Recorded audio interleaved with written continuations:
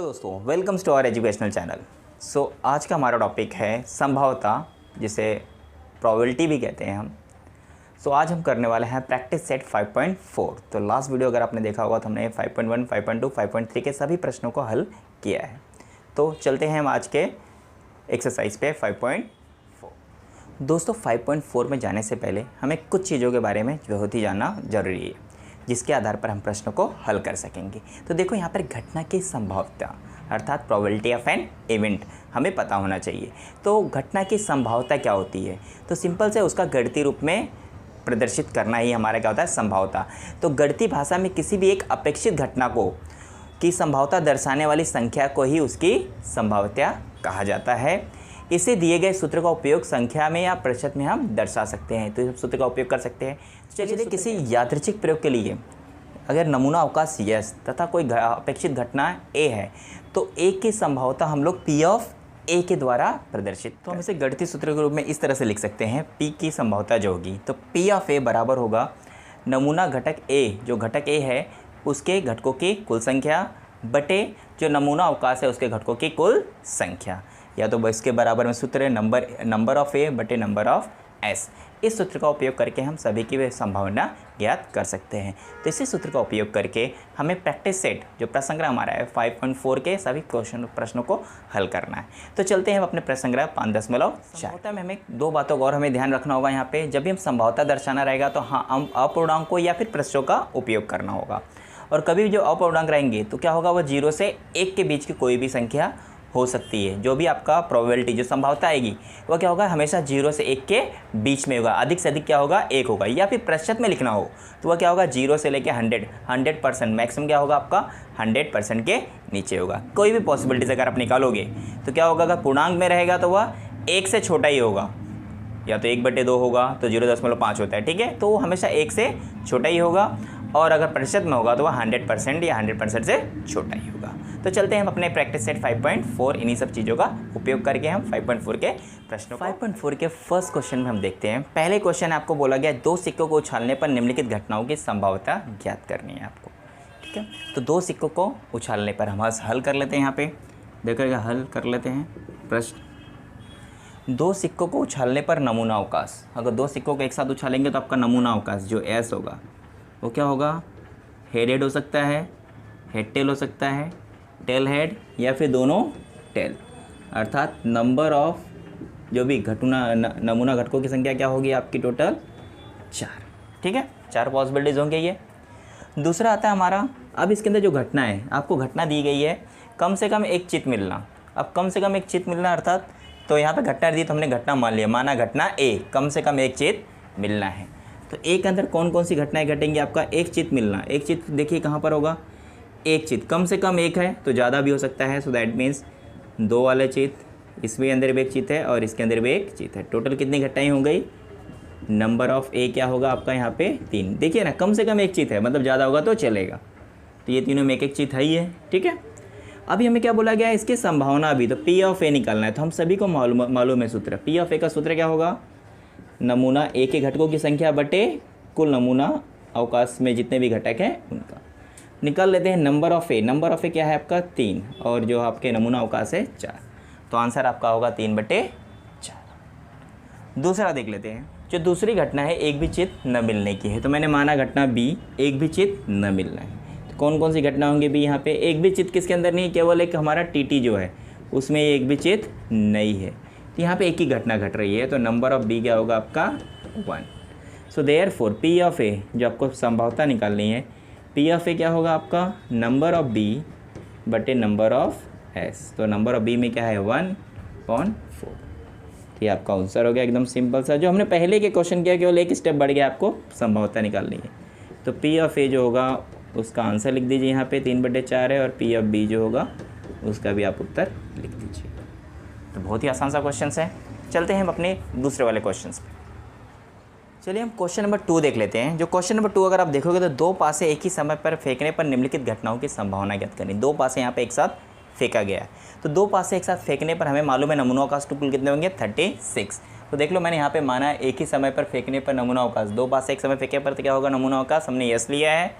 Yes के कारण क्या हुआ, सारे के सारे आपके यहाँ पे मैंने जितने भी घटक थे सबके सब यहाँ पे लिख दिए हैं, कुल कितने 36 घटक जो होते हैं, ठीक है 36।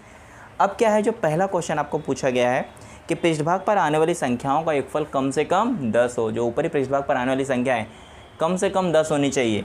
तो देख लेते हैं, आपने घटना ए ले लिया यहाँ पे, तो ए कौन कौन सी संख्या है जो पृष्ठभाग का योगफल कम से कम 10 से ज़्यादा हो सकता है। तो 10 देख लेते हैं, यहाँ पे 2 6 8 है, तो इससे पहले वाले सब छोटी संख्या हैं तो कमी होंगी। 3 6 9 है, 4 + 6 पहला क्या होगा आपका 4 और 6 10 है, तो ये सब इसके पहले वाले तो सभी की सभी कमी होंगी। अब सेकंड वाले देख लेते हैं, 5 4 9 है, 5 5 10, एक 5 5 10 होगा, फिर 5 और 6 11 होता है, फिर 6 वाले में देख लेते हैं तो 6 4 10, 6 5 11 और 6 6 12। यही संख्याएं हैं जो कि 10 या 10 से बड़ी है, कम से कम 10 रहनी चाहिए थी। तो यहाँ पे नंबर ऑफ़ ए आप लिख सकते हो आसानी से 1 2 3 4 5 6। कुल कितनी घटनाएं हैं, 6 घटनाएं ऐसी हैं। पी ऑफ ए का सूत्र लगा करके नंबर ऑफ़ ए बटे नंबर ऑफ़ एस। तो पी ऑफ ए आपका कितना है 6 है, और नंबर ऑफ़ ए कितना है आपका 30, नंबर ऑफ़ एस कितना है 36। 6 × 6 6 इज़ 36, मतलब 1/6। ये आपका आंसर हो गया। देयरफॉर आप पी ऑफ ए लिख सकते हो 1/6। ठीक है, ये पहली घटना हो गई। दूसरी घटना में जाते हैं। माना घटना भी पृष्ठभाग पर आने वाली संख्या का योगफल 33 है। ऊपरी पृष्ठभाग पे जो होता है 33, तो सबसे लास्ट वाला देखोगे 6 + 6 12, मतलब 12 से ज़्यादा तो आने वाला है नहीं। तो 33 में नंबर ऑफ बी डायरेक्टली आप लिख सकते हो। यहाँ पे कोई भी घटक नहीं है, मतलब नंबर ऑफ बी क्या होगा, सीधे सीधे आप डायरेक्टली लिख सकते हो। या तो बी लिख करके रिक्त समुच्चय दिखाओगे, या फिर नंबर ऑफ बी डायरेक्टली आप 0 लिख सकते हो। तो यहाँ पे आप प्रोबेबिलिटी भी अगर आपको निकालना है, संभवता भी बी का निकालना है, तो नंबर ऑफ बी बटे नंबर ऑफ एस, तो 0/36 निकालेंगे। ठीक है, तो आपका ये 0 ही आएगा आंसर। ठीक है, अगले पे आ जाते हैं। अब हमारा घटना सी में क्या है, पहले पासे की संख्या दूसरे पासे के पृष्ठभाग की संख्या से बड़ी है। तो जो पहला पासा, जैसे यहाँ पे 1 1 है, दोनों बराबर है, 1 2 है, पहले पासे की छोटी है, दूसरे की बड़ी है, तो हमें क्या लिखना है यहाँ पे, पहले की बड़ी होनी चाहिए, दूसरे की छोटी। जैसे कौन कौन सी है, पहले वाले में देखो सब छोटी ही है। दूसरे में 2 1, 2 1 क्या है आपका, देखो पहला वाला बड़ा है, दूसरा वाला छोटा है, 2 2 बराबर है, बाकी सब दूसरा वाला बड़ा है। 3 1 और 3 2, दूसरे वाले में आपको मिलेगा 3 1 3 2, 3 3 बराबर है, उसके बाद दूसरी संख्या बड़ी है। इसके अंदर 4 1 4 2 4 3, 4 1 4 2 और 4 3। और 5 वाले में देखोगे तो क्या आएगा आपका, 5 1 5 2 5 3 5 4। और 6 वाले में चले जाओगे आप तो 6 1 6 2 6 3 6 4 और 6 5। ये सारी घटनाएं आपको मिल जाएंगी जो पहले पासे पे क्या है, दूसरे पासे वाले से बड़ी है। कुल ऐसी कितनी घटनाएं हैं, 1 2 3 4 5 6 7 8 9 10 11 12 13 14 15। तो नंबर ऑफ़ सी क्या होगा आपका 15। तो आप प्रोबेबिलिटी भी निकाल सकते हो। पी ऑफ सी बराबर, सूत्र आपको पता है, number of C number of S, 15/36। ठीक है, 3 से आप काट सकते हो इसे, 3 बचे 15 बटे 36, तो 5/12। तो उत्तर में आपका पहला आंसर है 1/6, दूसरा है आपका 0 और तीसरा है आपका 5/12। तो इस तरह से आप तीनों उत्तर निकाल सकते हो। तो आई होप को सारे क्वेश्चन समझ में आ गए होंगे। एकदम ईजी क्वेश्चन है, एक बार आप इसे ध्यान से देख लेना, उसी के बेस पे ही आपको सारे क्वेश्चन सॉल्व करने हैं। चलिए हम चलते हैं अपने अगले वाले क्वेश्चंस पे। चलिए हम तीसरे प्रश्न को देख लेते हैं। तीसरे प्रश्न में बोला गया एक बक्से में 15 टिकट है और सभी टिकटों पे क्या है, 1 से लेकर 15 तक सभी नंबर्स लिखे गए हैं। तो उस बक्से में एक टिकट यादृच्छिक पद्धति से निकाला गया, तो टिकट की संख्या आपको 2 चीज़ें हैं, या तो सम संख्या हो या फिर संख्या 5 की गुणज हो, उसकी संभाव्यता आपको ज्ञात करनी है। तो चलिए सबसे पहले देख लेते हैं। माना नमूना अवकाश यस है, तो कौन कौन से जो पत्ते हैं तो आपके कौन कौन से गए, 1 2 3 4 5 6 7 8 9 10 11 12 13 14 और ये 15, ये 15 पत्ते हैं आपके नंबर के। और कुल घटकों की संख्या कितनी हो जाएगी आपकी 15। ठीक, पहले हमारे नमूना अवकाश का हो गया। अब पहला क्या है, माना घटना ए क्या है, सम संख्या होने का पूछा गया है। तो घटना ए क्या ले लिया हमने, सम संख्या। तब इसमें से सम संख्याएं कौन कौन सी है वो देख लेते हैं। तो सम संख्या हम सभी को पता है 2 के गुणज, तो 2 के गुणज वाले सभी संख्या लिखेंगे 2, 4, 6, 8, 10, 12 एंड 14। ये सारे क्या हैं हमारे 2 के गुणज अर्थात सम संख्या है। देयरफॉर नंबर ऑफ ए हम लिख सकते हैं इसकी सहायता से 1, 2, 3, 4, 5, 6, 7। ठीक है, तो इसके बाद ही हम इसके साथ पे क्या लिख सकते हैं, देयरफॉर प्रोबेबिलिटी का फॉर्मूला हम लगा लेते हैं पी ऑफ ए पर। प्रोबेबिलिटी का फॉर्मूला यूज़ कर लेते हैं हम लोग। पी ऑफ ए बराबर होगा नंबर ऑफ ए बटे नंबर ऑफ एस। ठीक है, तो नंबर ऑफ ए कितना है आपका 7 और नंबर ऑफ एस क्या है 15। तो यही आपकी क्या है संभावना है। दूसरा भी देख लेते जो घटना बी है, संख्या 5 की गुणज हो, तो मैंने घटना बी मान लिया है 5 की गुणज वाली। तो चलिए बी का समुच्चय बना लेते हैं पहले। कौन कौन सी 5 की गुणज होगी, तो हम सभी को मालूम है 5, 10 एंड 15। ये 3 ही संख्या होंगी इसके अंदर। So therefore number of B आपका होगा 3। तो सूत्र का उपयोग फिर से कर लेते हैं। प्रोबेबिलिटी ऑफ बी फाइंड करने के लिए आपका नंबर ऑफ बी बटे नंबर ऑफ एस। तो बी क्या है आपका 3 और नंबर ऑफ एस कितना है 15। कैंसिल हो, 3 1 जा 3, 3 5 जा 15। तो यह होगा आपका आंसर 1/5। तो आप लास्ट में आसानी से उत्तर लिख सकते हैं। Number of A P of A जो होगा आपका वो होगा 7/15 और पी ऑफ बी जो होगा वो होगा आपका 1/5। एकदम सिंपल सा है, खाली क्वेश्चंस देखना है हमें और उसे उसी तरह सोल्यूशन करना है। अगर आप स्क्रीनशॉट लेना चाहते हो तो ज़रूर लीजिएगा और सिंपल सा क्वेश्चन से आप तो सॉल्व करिएगा। चलिए चौथा क्वेश्चन देख लेते हैं। चौथा क्वेश्चन अगर आप देखोगे तो अंकों की पुनरावृत्ति न करते हुए, अंक कौन कौन से आपके 2, 3, 5, 7, 9 अंकों की पुनरावृत्ति नहीं होनी चाहिए। ऐसी 2 अंकों वाली संख्याएं आपको इन संख्याओं से बनानी है तथा दी गई शर्तों के आधार पर उसकी संभावना, कंडीशन जो दिया गया उसके आधार पर आपको उसके संभावनाएं ज्ञात करनी है। तो पहला है विषम संख्या होनी चाहिए और दूसरा है संख्याएं 5 की गुणज हो। तो चलते हैं पहले हम इसका नमूना अवकाश बना लेते हैं। तो हमारा नमूना अवकाश यस है, तो कौन कौन सी संख्याएं बनेंगी वो देखना है हमें, उस अंकों की पुनरावृत्ति नहीं करना है। तो चलिए सबसे पहले हम 2 को 2.5 अंक पे लेते हैं। तो 23, 25, 27, 29।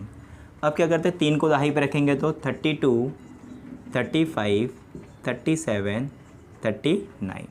अब 5 को 2.5 पे रखेंगे तो 52, 53, 57, 59, 55, 33, 22 ये सब नहीं ले सकते क्योंकि 9 अंक क्या हो गए डबल हो जाएगा।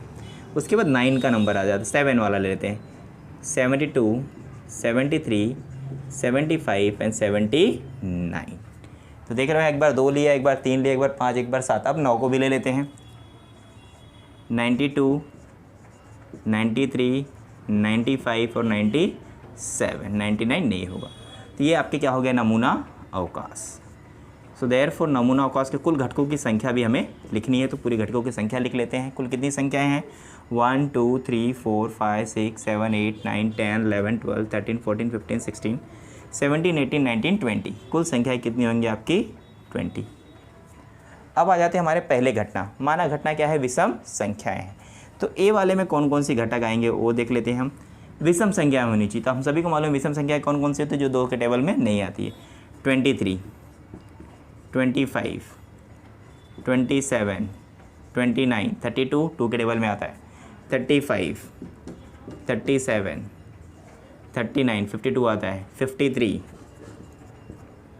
57, 59 72 आता है। 73, 75, 79 92 आता है। 93, 95 एंड 97। ये सब क्या है आपकी विषम संख्या है जो 2 से भाग नहीं जाती है। सो देयरफॉर नंबर ऑफ ए कितने होंगे वो हमें देख लेना है यहाँ पे। 1 2 3 4 5 6 7 8 9 10 11 12 13 14 15 16। कुल ऐसी 16 संख्याएं हैं जो विषम है। तो संभावना ज्ञात कर लेते हैं सूत्र की सहायता से। पी ऑफ ए बराबर होगा नंबर ऑफ ए बटे नंबर ऑफ एस। तो पी ऑफ ए अगर आप देखोगे तो कितना है आपका 16 और नंबर ऑफ एस कितना है 20। दोनों किसी नंबर से डिवाइड होते हैं 4 से। 4 4 जा 16, 4 5 जा 20। तो आपका आंसर हो जाएगा 4/5। आई होप कि आपको समझ में आ गया किस तरह से। अगला देख लेते हैं घटना जो संख्या 5 की गुणज हो। तो मैंने माना घटना बी क्या है 5 की गुणज संख्याएं हैं। तो नमूना अवकाश के अंदर में से देख लेते हैं कौन कौन सी घटनाएं बी होंगी। 5 की गुणज वाली कौन कौन सी होंगी देख लेते हैं। पहला आता है 25, उसके बाद 35, उसके बाद 55 तो आएगा ही नहीं, 52, 57, 72, 75 और उसके बाद आपका आएगा सीधा 95, क्योंकि इकाई अंक पे क्या होना चाहिए 0 और 5। बाकी तो कोई ऐसा संख्या है नहीं जो कि 5 से डिवाइड हो सके। 5 का सिंपल सा रूल क्या है, स्टार्ट करूँ 95। तो ये सब क्योंकि 5 से डिवाइड होने के लिए क्या है इकाई अंक पे 0 या 5 चाहिए रहता, तो यही संख्या है, इसके अलावा कोई संख्या नहीं है। तो गिन लेते हैं नंबर ऑफ बी कितना होगा, टोटल 4 ही आपको दिख रहे होंगे। सूत्र की सहायता से हम इसकी भी संभावनाएं ज्ञात कर लेते हैं। पी ऑफ बी बराबर होगा नंबर ऑफ बी बटे नंबर ऑफ एस। तो नंबर ऑफ बी कितना है 4 और नंबर ऑफ एस कितने हैं आपके 20। डिवाइड करोगे तो 4 1 ज़ा 4, 4 5 ज़ा 20, आपका आंसर आएगा 1/5। सो उत्तर आप लिख लीजिएगा, पी ऑफ ए बराबर 4/5 और पी ऑफ बी बराबर 1/5।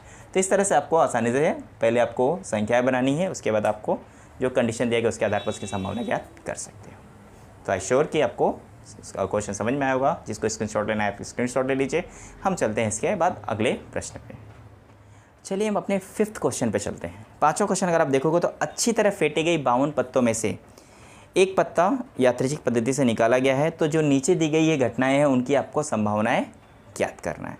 तो यहाँ पे देख ले 52 पत्ता है, तो यहाँ पे सभी हम 52 पत्तों के बारे में नहीं लिखेंगे। तो हमें मालूम है कि सबसे जो नमूना अवकाश होगा कितना होगा 52 ही होगा। कुल पत्ते 52 है, तो कोई भी पत्ता निकालेंगे तो यहाँ पे टोटल संभावना कितनी है 52। तो एस है तो डायरेक्टली हम यहाँ पे लिखेंगे नंबर ऑफ एस। नमूना अवकाश यहाँ पे क्या लिखेंगे आपके कुल 52 चांसेस है। हमें एक एक दिखाने की ज़रूरत नहीं है क्योंकि बहुत लंबा हो जाएगा, तो हम डायरेक्ट यहाँ पे लिख सकते हैं। उसके बाद माना घटना ए इक्का मिलने की घटना है, क्योंकि हमें इसके यहाँ देखने की जरूरत नहीं पड़ेगी, हम डायरेक्टली लिख सकते हैं। इक्के कितने वो भी हमें मालूम है, सब कुछ पता है, तो हम डायरेक्टली लिख सकते हैं। अभी देख लेते हैं जो घटना पहला है। घटना ए है क्या, इक्का मिलने की है। तो माना घटना ए क्या हो गया, इक्का मिलने की घटना है। तो नंबर ऑफ ए जो होगा, इक्का कितने होते हैं टोटल, आपको 4 इक्के होते हैं, आपको पता है जैसा। तो नंबर ऑफ ए कितना हो जाएगा 4। तो देयरफॉर हम लोग यहाँ पे सूत्र डायरेक्टली निकालेंगे। प्रोबेबिलिटी ऑफ ए क्या होगा, नंबर ऑफ ए की संभावना क्या हो जाएगी नंबर ऑफ ए बटे नंबर ऑफ एस। तो 4 है आपका ए है और एस कितना है 52। अगर आप भाग दोगे 4 एकम 4 तो ये होगा 13 चौका 52, 1/13। इसकी संभावना 1/13 होगी, मतलब 13 में से एक पत्ता क्या होगा आपका इक्का होता है, हम सभी को पता ही जैसे। तो ये इसकी संभावना होगी। दूसरा देखते हैं, माना घटना बी क्या है, हुक्म मिलने की घटना है। दूसरा आपको कंडीशन ये है कि हुक्म का पत्ता मिलना। तो मान लेते हैं घटना क्या है बी, हुक्म मिलने की घटना है। तो नंबर ऑफ बी डायरेक्ट, अब हुक्म के पत्ते कौन कौन से, कुल कितने हुक्म होते हैं 13 पत्ते होते हैं। तो सभी को पता है हुक्म के 13 पत्ते होते हैं। तो नंबर ऑफ बी क्या हो गया आपका, डायरेक्ट 13 लिख लिया हमने। अब निकाल लेते हैं हम लोग प्रोबेबिलिटी ऑफ बी। तो वही फॉर्मूला जो हम लोग यूज़ करते आए हैं। नंबर ऑफ बी कितना है आपका 13 है और नंबर ऑफ एस कितना है आपका 52। कैंसिल करेंगे 13 कम 13, 13 चौका 52, 1/4। ये इसकी संभावना हो गई, मतलब 4 में से एक पत्ता हमेशा क्या होगा आपकी हुक्म आने के चांस रहेंगे। तो आप आंसर में लिख सकते हो पी ऑफ ए जो पहली घटना थी वो क्या है 1/13 और दूसरी क्या है आपकी पी ऑफ बी कितना होगा 1/4। ठीक है, तो ये आपका आंसर होगा। पहला जो इक्का मिलने की घटना कितनी थी 1/13 और हुक्म मिलने की घटना 1/4। तो इस तरह हमारा क्या है सब प्रैक्टिस सेट जो हमारा प्रश्न संग्रह है, प्रैक्टिस सेट आपका 5.4 के सभी प्रश्नों का हमारे यहाँ पे समाप्त होता है। सो आई होप कि आपको यह सारे के सारे प्रश्न अच्छी तरह समझ में आए होंगे। तो आप ज़रूर इसे ट्राई करिएगा, डेफिनेटली आप सारे क्वेश्चंस कर सकते हो। तो और अभी तक जिन लोगों ने हमारा चैनल सब्सक्राइब नहीं किया है तो please subscribe our channels and share with your friends and thanks for watching our channel.